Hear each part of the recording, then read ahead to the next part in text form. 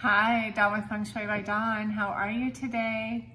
I am your Feng Shui master and educator, here to teach you how to balance your environment for optimal health, wealth, and success. Today I'm going to talk to you about picking your next location for your residence, whether you're renting, owning, if you're in an apartment, a home, a condo, no matter what you're looking at, I'm going to give you some tips on Feng Shui for your next location and where you're going to live. Okay, so location is really important in Feng Shui. Okay, Feng Shui is all about balancing our environment so that the people in it are at peace, optimizing their energy, thriving, all the good stuff, right? Sleeping well, all of it. So in Feng Shui, there are things called celestial animals. What is that? Okay, these animals are what protect us from the elements. So let me tell you what they are. They are the green dragon, the white tiger, the phoenix, and the turtle, okay? So the turtle is behind us, the phoenix is in front of us, the dragon and the tiger are on both sides of us. So what you want to think about when you're looking at a place is you want those animals around you, not literally. What it is that you want protection on both sides. So you want a house or a structure or trees or something on the sides of your house, condo, apartment, or a unit right next to you. That's also protection. And then protection in front and behind, okay? Those are called the celestial animals, okay? So if you picture your house, do you have people on each side? Do you have someone behind you? Do you have someone across the street from you? Things like that, trees, shrubs, okay? These are the celestial animals. What you think about is when the wind is blowing and the rain is going. I know we don't get a lot of that in California, but when that does come along, you want to be protected from those elements, okay? So, when you're shopping, look for that protection around your next lease or purchase, okay? It's called the celestial animals. Tiger, dragon, turtle, phoenix. Okay. The next thing you want to look at is hillsides. All right. Some people think that living at the top of the hill is abundant, and it can be. However, there's really not a lot of protection at the top of the hill. Right? Just think about wind and water. That's what Feng Shui means, wind and water. So when the wind kicks up or the rain is coming down, if you're at the top of the hill and you don't have anything around you, you're getting hit from all sides from that rain and that wind, okay? So just be careful when you're on the top of the mountain. And then also, in California, in Southern California, we have a lot of hills near the ocean. So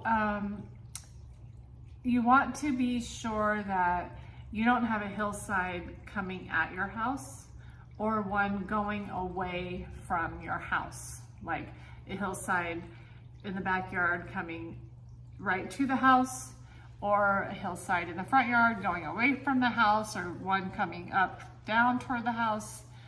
So the thing about hillsides is they bring a lot of energy when there's water coming down. Okay, so when we do get rain, a lot of rain comes, it could cause mud, it could cause a lot of issues. And so when the hillsides, they have things coming down fast, water, dirt, things like that. So just be careful on hillsides. It can be a challenge to the people that live on them. Okay, there is remedies. So I'm telling you some some very specific things, and there is remedies. You just have to know somebody who can help you with that. So watch out for hillsides, okay? Oh, and then here's another thing. Where on the street is this particular unit, okay? Again, are you in a cul-de-sac? Are you at the beginning of the street? Are you at the end of the street? Are you in the middle of the street? Again, it's all about protection, okay? Cul-de-sacs can be challenging. There's the kitty. Cul-de-sacs can be challenging. If there's an island in the cul-de-sac, that remedies all of the activity of a cul-de-sac.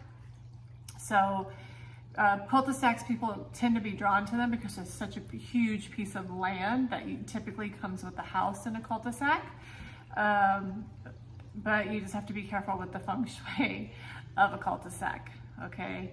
And again, you want protection on all sides of you, left side, right side, in front of you, or across the street. In front of you can be also across the street and behind you, okay? So you want protection on all sides so that when Mother Nature expresses herself with wind and water, you're protected, okay? So, you know, look at your location on the street. Where are you located? Or in the apartment community, where are you located? Are you protected?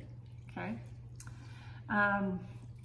Lastly, if you can avoid it, try not to live near fire stations, police stations, churches, schools. And here's why. Because there's a lot of activity in these places, and can be sirens, can be bells.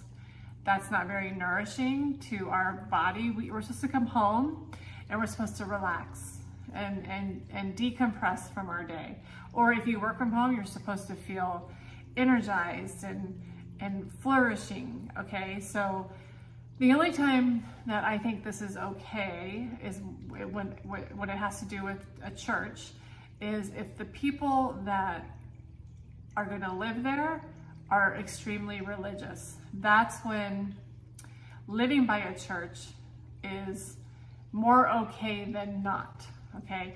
But if you're not really super religious, or you don't have a religion, living by a church is not the best in feng shui, okay? Because churches have, you know, they have a lot of good stuff. They have life, and they have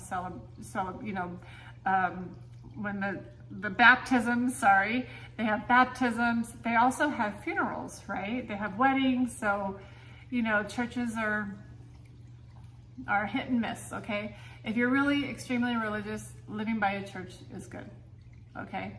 But try to stay away from fire stations, police stations, hospitals, things like that, schools, okay? Because there's a lot of activity, and really we want our space to be calm and peaceful and just nourish us. So I hope you learned something new. I hope you'll like and subscribe to my page, and if you have questions, let me know.